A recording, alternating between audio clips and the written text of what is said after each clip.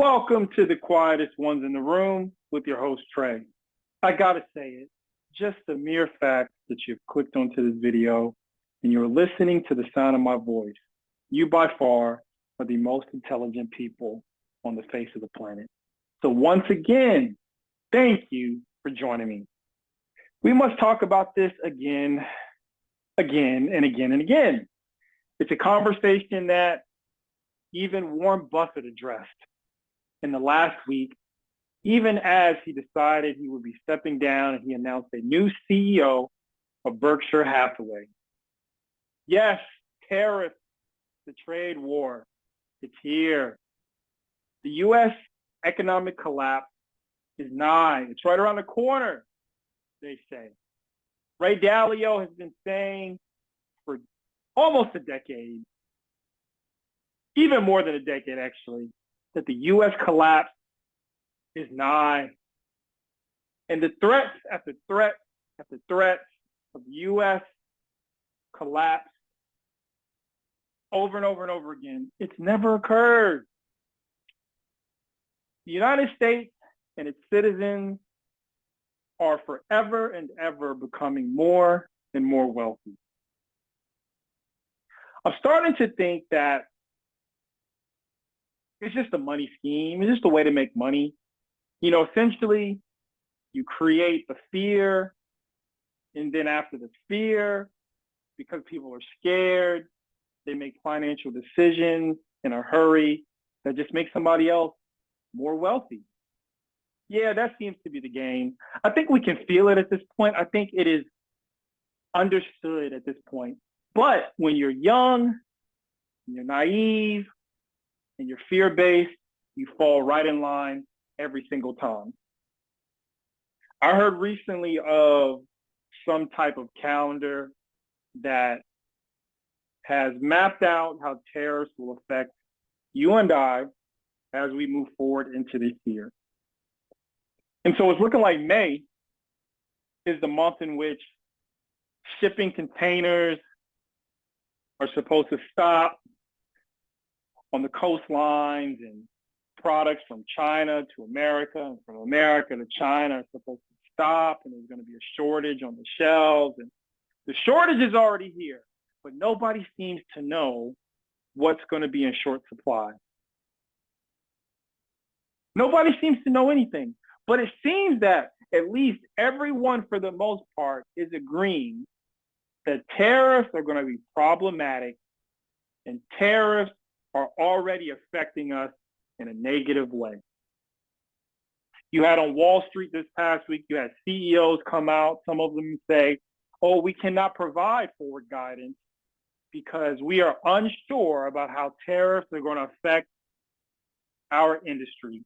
Then you had other CEOs who came out and said, no, we're actually going to be able to weather the storm of whichever direction this goes as it pertains to tariffs. And so I heard that, and then I heard just regular, everyday citizens and their complaints. And then I heard talking heads on social media talking about how the end is nigh, and you better go to the stores now before everything is gone. But nobody seems to know what those things are, what you should be purchasing. And then I realized, in what time in American history have, let's say, 75% of people been right about anything? It seems like the majority of people are convinced that the tariffs are about to destroy the United States of America. But I'm on the opposite side of the fence because I understand, and I'm sure you do, excuse me, and I'm sure you do, how much wealth is in this country, and how we can weather a trade war, if that's what you want to call it. I call it a tug of war. It's not really serious. You know, there seems to be concessions after concessions on both sides, whether it's China and us. It's concession city. But the amount of wealth in this country, it's amazing. When tariffs were announced, I mentioned it, and I'll mention it again. I knew people who went and purchased new vehicles. I know people who went and bought homes because they're not fearful. In fact, they thought, hey, this is a great time to get a deal, because those who are fearful aren't going to go to the dealership, and the salesmen want to make a sale. Companies want to make a profit. So why not head out now and get a lower interest rate on the vehicle if you can afford to do so? So people did it. But this continual idea of even allowing these wealthy people to fear you into going to the store, Target, Walmart, which the grocery stores locally, it doesn't matter. But the idea that you need to go and start stacking up, I would even say if that is the case, it's a little too late, right? I mean, didn't COVID at least show, hey, have something on deck, some water, some toilet tissue, canned goods, your toothpaste, all these different items. Didn't COVID teach us this? And we made it through COVID, ladies and gentlemen. We made it through a pandemic that Bill Gates had predicted long before it ever happened and said it would be an existential crisis. And we came out of it on top, and people are making more than they've ever made in their lives, some of us. Obviously, the wealth gap has increased, but some people are making more in their jobs after COVID than they had ever made in their lives. Some people were able to buy homes. Some people were able to buy the car they wanted with low interest rates. So what is this really all about? Do people just like living in these echo chambers where you get scared to death? You know, I've had to learn that stress will kill you. Stress will lead you to an early grave. So don't allow it to happen to you. Don't allow the media and your favorite show that you listen to get you in a space where you're living in fear and you're running off to the store and stacking up now. And I said this, I think this was January, I'd done a show talking about prepping and how I love on YouTube watching the prep community videos, the doomsdayers they call them, and how diligent they are regarding always being prepared for whatever happens. And I've seen these videos of individuals who bought nuclear bunkers in the middle of nowhere decades ago. And we have never had a nuclear war. And that bunker that they purchased, there's been no purpose for it other than to store old items into.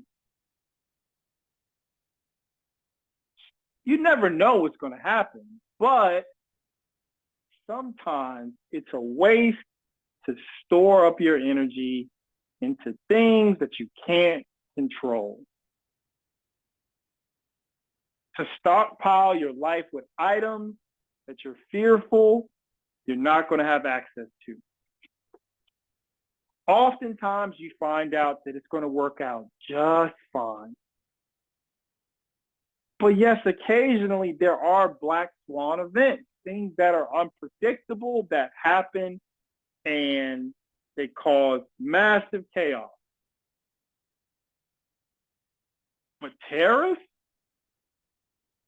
the tariffs that even before President Trump got into office was aware to everyone he was going to implement said tariffs, at least he talked about them. Tariffs that have been done in American history before. Tariffs that even former President Joe Biden, when he was in office and he implemented tariffs that were considered outrageous at the time, did that cause the U.S. to collapse? No. So I say it again, you're going to be just fine. Don't let these things get to you.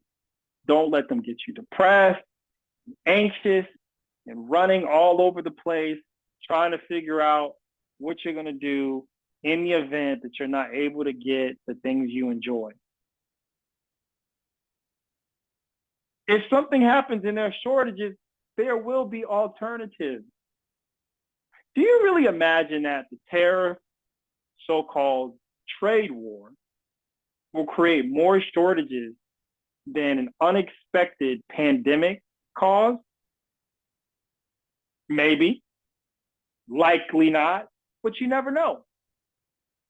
So I'm not here to say, hey, don't go and stockpile some items, because that's a thing that I think is always healthy to do. But you don't have to get outrageous. You don't have to go to the bars and tell people what they need to do. You don't need to call your family members and tell them they need to start stacking things up, purchase a deep freezer. Like, you don't need to be doing all that. So anyhow, I wanted to come to you with that because I actually was listening to something today from a podcast, The Brilliant Idiot with Charlemagne. And the way that Charlemagne was talking just sounded really goofy to me. Him reading out this map of how tariffs are going to affect the United States and there's going to be a shortage, and he's talking as if he's a average income earner in America and he's got to watch how much money he spends. Like, it's amazing to me that people who actually have some type of money like to play in our faces and try to seem as if they're going through and will go through similar struggles. They won't. But they play that game with you because it's entertaining and it's a way to make money. But anyhow, please share your thoughts in the comment section. Is it over for the United States of America? Am I wrong? Will tariffs completely annihilate our country from within? Let me know what you think. As always, please like, share, and subscribe. And until next time.